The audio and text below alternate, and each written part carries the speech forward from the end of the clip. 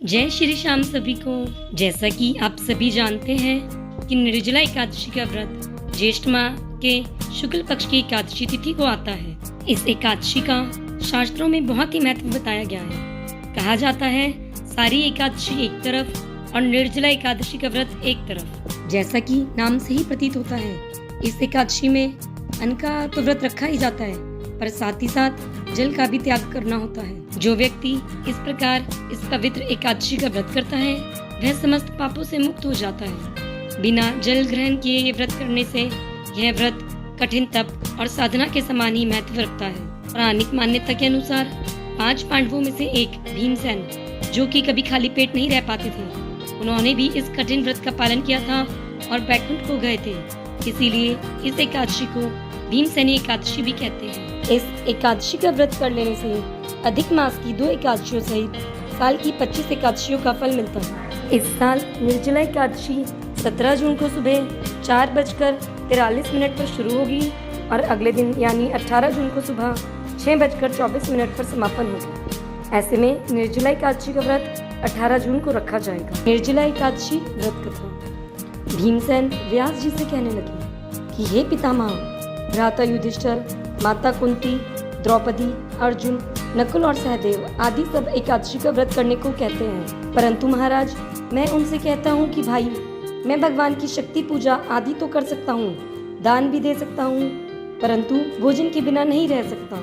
इस पर व्यास जी कहने लगे कि हे भीमसेन, यदि तुम नरक को बुरा और स्वर्ग को अच्छा समझते हो तो प्रतिमास की दोनों एकादशियों को अन्न मत खाया करो।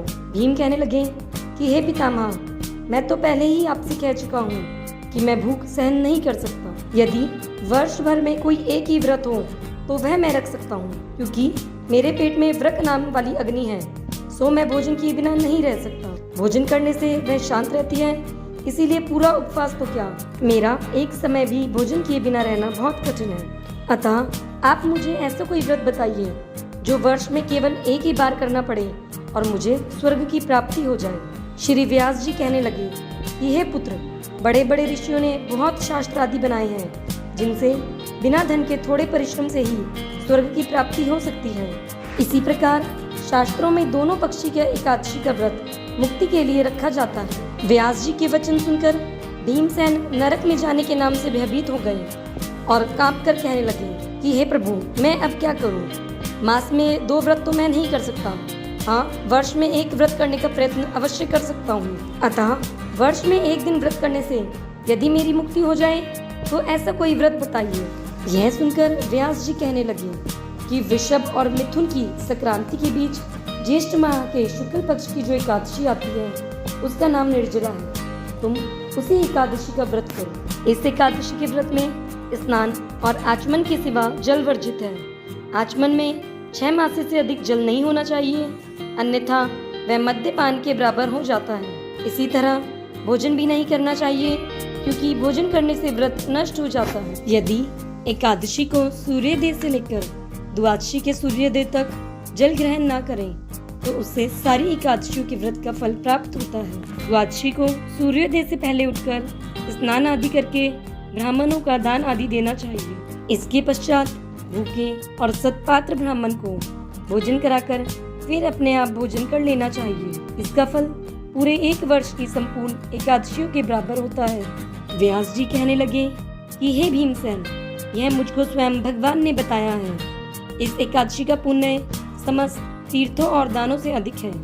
केवल 1 दिन मनुष्य निर्जल रहने से पापों से मुक्त हो जाता है। जो मनुष्य निर्जला एकादशी का व्रत करते हैं, उनकी मृत्यु के समय यमदूत आकर नहीं घेरते। यद्यपि भगवान के पार्षद उसे पुष्पक विमान में बिठाकर स्वर्ग को ले जाते हैं। अतः संसार में सबसे श्रेष्ठ निर्जला एकादशी का व्रत है, इसीलिए यत्न के साथ इस व्रत को करना चाहिए। उस दिन ओम नमो भगवते वासुदेवाय मंत्र का उच्चारण करना चाहिए और गौदान करना चाहिए। इस प्रकार व्यास जी की आज्ञा अनुसार भीमसेन ने इस व्रत को किया। इसीलिए इस एकादशी को भीमसेनी या पांडव एकादशी भी कहते हैं। निर्जला व्रत करने से पूर्व भगवान से प्रार्थना करें कि हे भगवान, आज मैं निर्जला व्रत करता हूँ, दूसरे दिन भोजन करूँगा।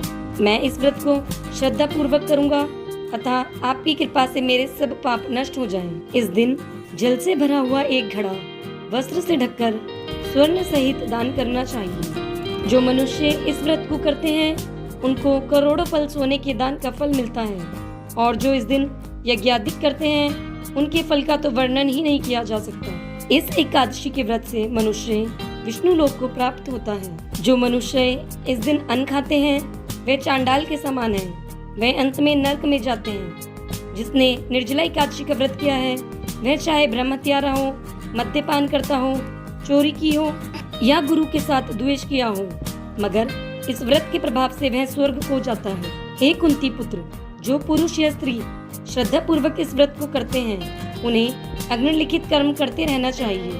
प्रथम भगवान का पूजन, फिर गौदान, ब्राह्मणों को मिष्ठान व दक्षिणा देनी चाहिए तथा जल से भरे कलश का दान अवश्य करें। निर्जला के दिन अन्न, वस्त्र, उपाहन आदि का दान भी करना चाहिए। जो मनुष्य भक्ति पूर्वक इस कथा को पढ़ते या सुनते हैं उन्हें निश्चय ही स्वर्ग की प्राप्ति होती है। जय हो एकादशी महात्म की, जय हो विष्णु भगवान की। आशा है आपको मेरे द्वारा बनाई गई वीडियो पसंद आई होगी, तो चैनल को सब्सक्राइब करें और वीडियो को लाइक और शेयर करें। Thank you.